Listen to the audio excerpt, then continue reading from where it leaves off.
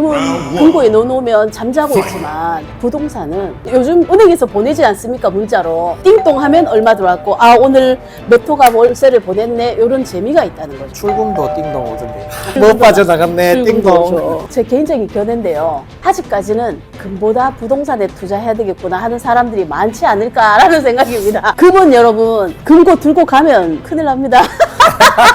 아니 집은 상가 샀는데 물 새고 막 비 새고 막 그거는 고치면 됩니다, 여러분. 세입자. 안녕하세요. 친절한 김 소장입니다. 오늘은요, 한국금거래소 경산점 대표님께서 저에게 도전장을 내밀으셨어요. 금 투자가 좋을까, 부동산 투자가 좋을까에 대해서 토론을 해보자고 하셔서 오늘 같이 시간을 나눠볼 건데요. 여러분들도 영상을 보시면서 금이 좋을까, 부동산이 좋을까 한번 생각해 보시는 시간 가졌으면 좋겠습니다. 오늘은 금 투자와 부동산 투자 중에 어떤 게 더 효과적인지, 어떤 것이 장기적으로 더 유리한지를 이야기를 한번 나눠볼까 합니다. 네, 안녕하세요. 경산 암양에서 친절한 부동산을 운영하고 있는 공인중개사 친절한 김 소장입니다. 반갑습니다. 반갑습니다. 기존에는 이제 부동산이 자산 증식을 위한 아주 효과적인 방법이었다라고 한다면 최근에는 금이나 은 이런 원자재에 대한 관심도 되게 많거든요. 저는 오늘 금 투자의 전문가로서 금 투자의 장점과 단점에 대해서 이야기를 드릴 거고, 소장님께서는 부동산의 전문가로서 부동산 투자의 장점과 단점에 대해서 설명을 드릴 건데, 부동산 투자의 장점에 대해서 먼저 이야기를 한번 해주시면 어떨까 싶습니다. 아, 저 먼저요? 네. 일단 투자라는 거는 개념을 먼저 알아야 될 것 같아요. 돈과 시간, 노력을 미래에 더 큰 가치를 얻기 위해 사용하는 행위를 말한다고 해요. 쉽게 말해서 지금의 희생을 통해서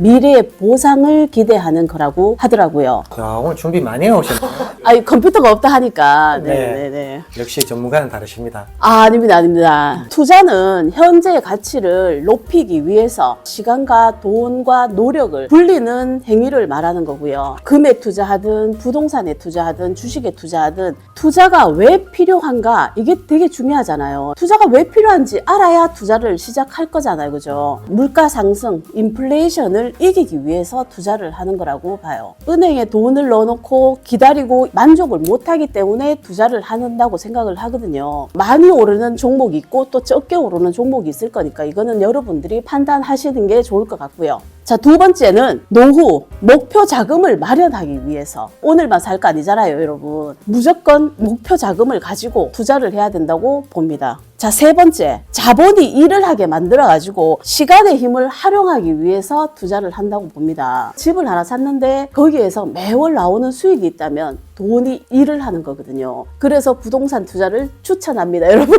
여기서 말씀하시는 부동산이라 하면 아파트나 이런 쪽을 얘기합니까? 아니면 상가를 얘기합니까? 자, 부동산이라는 거는 굉장히 광범위해요. 상가를 사서 내가 월세를 받는 수익도 있고, 원룸을 사서 매월 월세를 받는 방법도 있고요. 아파트를 사서 월세를 놓을 수도 있고 전세를 놓을 수도 있잖아요. 월세를 놨을 경우엔 나한테 매달 돈이 들어오고, 전세를 놨을 경우엔 반대로 소자본으로 투자를 할 수 있기 때문에 그것도 하나의 장점인 거죠. 저희 고객님 중에 한 분이 네. 전세자금 1억 5천을 금을 사실라 하시더라고요. 1억 5천이라는 돈을 정해진 한 3년이라는 전세 기간 동안에 최대한 손실 없이 수익을 낼 수 있는 방향을 확인을 하셨는데, 그분은 이제 금이 아주 효과적이다라고 판단을 하셔가지고 한 1억 5천 정도를 이제 금으로 직접 투자를 하셨거든요. 저희 지점을 방문하시는 고객님들 트렌드를 보면 은행에 예금이 만기가 되잖아요. 기존에는 그 예금을 재예치를 하셨는데 지금은 해약을 하시고 금을 사시더라고요. 이율이 점점 떨어지고 있으니까. 2025년도는 어떠한 종목보다도 사실은 금과 은, 원자재에 대한 투자가 굉장히 관심이 많은 것 같습니다. 전세 자금 1억 5천 받은 것도 금을 투자를 하시려고 하는 거 보면.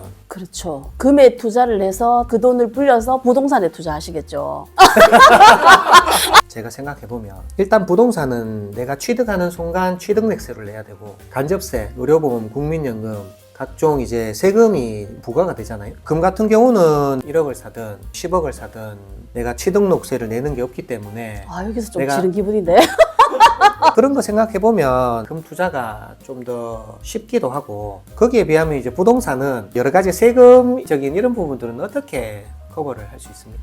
금에서는 장기적으로 봤을 때 매월 나오는 수익이 없지 않습니까? 세금이 없는 대신에. 하지만 부동산은 매월 나오는 돈으로 세금 내고도 남습니다. 제 개인적인 견해인데요. 아직까지는 금보다 부동산에 투자해야 되겠구나 하는 사람들이 많지 않을까라는 생각입니다. 아, 그렇습니까? 네. 소장님도 얼마 전에 저희 매장에 은사로 오셨지 않습니까? 여러분, 물론 저도 부동산에 투자를 왜 안 해놨겠어요. 부동산도 투자를 하고 금도 투자를 하고, 저는 골고루 한쪽에만 올인하지 말고 여러 군데 투자를 하면 이쪽이 안 좋으면 또 이쪽이 좋을 수도 있으니까 분산 투자를 하는 거죠, 여러분. 이렇게 불꽃 튀기자고 하는 자리가 아닌데 말이죠. 아무래도 금 투자의 가장 큰 장점은 익명성. 자산가들 입장에서는 자기의 자본을 노출을 안 시키고 싶어 하시고, 그렇게 하기 위해서 금이나 은을 구매하시는 그런 경향도 좀 있거든요. 물론 부동산처럼 꼬박꼬박 주는 월세는 없지만 매달 나가는 간접세, 국민연금, 의료보험 이런 거는 없습니다. 최근에 전체적인 트렌드를 보면 예금을 만기가 되면 해약을 해서 금으로 갈아타는 게 2025년도에 큰 트렌드였다, 이런 생각이 듭니다. 그 돈을 금으로 투자를 한다는 것은 안전하다라는 인식이 기본적으로 좀 깔리는 것 같고, 안전하기도 하지만 수익률도 꽤 괜찮다. 내가 급여 생활자다. 매달 50만 원씩, 100만 원씩을 금으로 투자를 하겠다. 금 통장이 됐든 금 ETF가 됐든 이렇게 해서 금을 계속 투자를 하실 수가 있거든요. 금 투자도 장기적으로 꾸준하게 계속 가져가시면 제가 봤을 때는 아주 높은 수익률을 낼 수 있다, 이렇게 보여집니다. 금 투자가 이렇게 항상 장점만 있는 거는 아니에요. 단점도 가지고 있는데, 실물금을 사시게 되면 부가가치세 10%를 납부를 하셔야 되고, 거래 수수료 3% 정도가 생기기 때문에 사서 바로 매도를 할 경우에는 13%의 손실이 나거든요. 금 투자를 해서 무조건 다 수익으로만 낳는 거는 아니고 13% 정도는 올라야지 본전이 된다. 이렇기 때문에 실물금으로 투자를 하실 경우에는 부가세 납부에 대한 그런 부분들을 반드시 인지를 하셔야 되고, 실물이 아니고 ETF로 투자를 하시면 부가세는 납부 안 하셔도 되지만 금 투자에 대한 모든 이력이 자료가 남아 있다. 이런 게 이제 장단점이 될 수 있겠습니다. 부동산에 투자하게 되면 큰 돈이 들지만 매월 수익이 창출되기 때문에 바로 눈에 보이는 거죠. 제가 원룸 전문이다 보니까 원룸을 예를 들게요. 다가구 주택으로 주택을 한 채만 보유하고 있지만 거기에 10세대, 11세대가 있을 때 한 달에 10번이 띵동띵동 하면서 월세가 들어오는 거죠. 그게 큰 매력입니다, 여러분. 금은 금고에 넣어놓으면 잠자고 있지만 부동산은 요즘 은행에서 보내지 않습니까? 문자로 띵동 하면 얼마 들어왔고, 오늘 몇 호가 월세를 보냈네, 이런 재미가 있다는 거죠, 여러분. 출금도 띵동 오던데. 못 빠져나갔네, 띵동. 그리고 금도 시간이 지났을 때 값어치가 오르지만 부동산도 월세를 받다가 나중에 거기에 개발이 되었다 이러면 건물가도 상승될 가치가 있기 때문에 매월 월세도 받고, 세월이 지났을 때 값어치가 오르면 거기에 대한 소득도 받고. 부동산의 단점은요, 사장님께서 잠깐 언급하셨지만 의료보험료부터 시작해서 내야 되는 세금들도 많고요. 정책이 항상 어떻게 바뀌느냐에 따라 가지고 내 재산이 갑자기 내려갔다가 올라갔다가 변동성이 크기 때문에요. 그게 하나의 단점이라고 봅니다.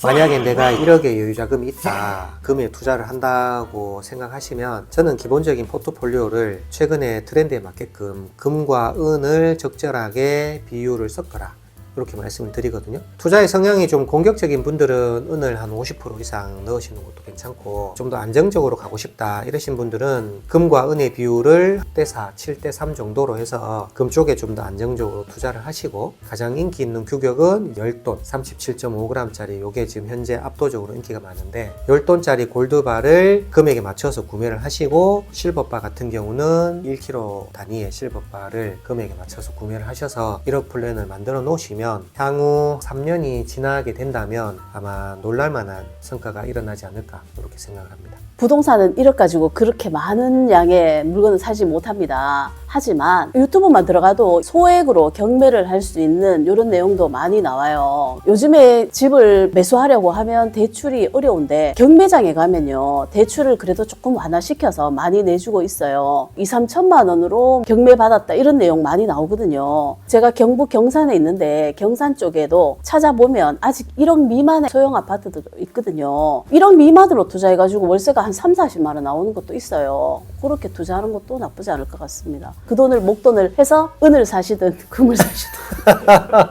지금 내 집이 저렴하다고 하더라도 너무 낙담하지 마시고 기다리시면 다시 집값이 올라갈 거니까 올랐다고 좋아할 것도 아니고요.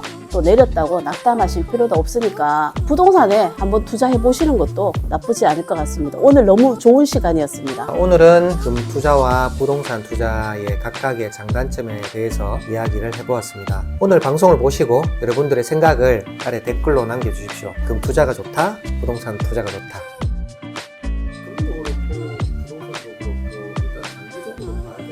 장기적으로 봐야 되는 거는 같은 맥락인데 월세가 나오네요. 금은 여러분 금고 들고 가면 큰일 납니다. 아니 집은 상가 샀는데 물 새고 막 비 새고 막 그거는 고치면 됩니다, 여러분. 세입자가 해달락하면 네. 집주인이 머리 아프잖아요. 아유, 머리 아파도 돈으로 그냥 고치면 되는데. 돈으로 카바채? 네. 월세 받은 걸로 카바치면은